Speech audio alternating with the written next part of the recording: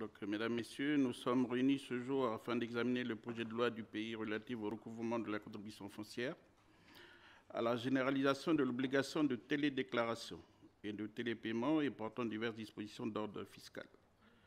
Ce texte, comme beaucoup de mes collègues ont précisé avant moi, s'inscrit bien dans la continuité du transfert à travers la mise en œuvre du projet Tropique, envisagé depuis 2009, des opérations de recouvrement d'impôts de la PRI vers la direction des services fiscaux. Nous retenons quand même qu'il y avait un certain nombre d'objectifs qui ont été partagés aujourd'hui.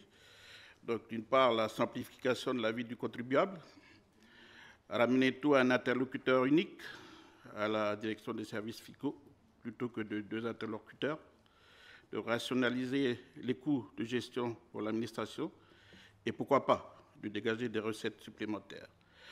Tout cela s'assemble dans la politique de modernisation de notre administration et de nos outils.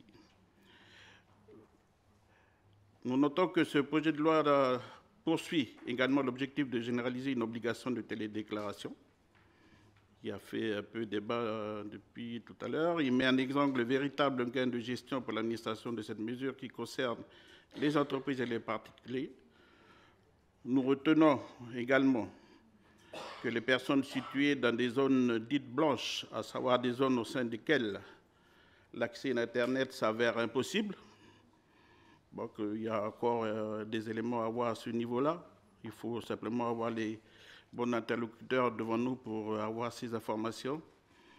Donc, nous ne disposant pas d'un accès à Internet au sein de leur foyer seront exonérés de l'obligation de télédéclaration. Enfin, il est important que nous votions ce projet de loi du pays, car en l'absence d'adoption de celui-ci cette semaine, on a bien noté que les services fiscaux ne seront pas en mesure d'assurer le transfert de recouvrement pour cette année 2022. Donc, il y a une deadline qui s'impose à nous par rapport à cet objectif-là. Avant de conclure, je voudrais saluer aussi le travail qui a été effectué. Donc, remercier la rapporteure pour le travail réalisé, les services de la direction des services fiscaux et les membres du gouvernement ici présents pour le travail réalisé dans la continuité de notre objectif de modernisation de notre administration.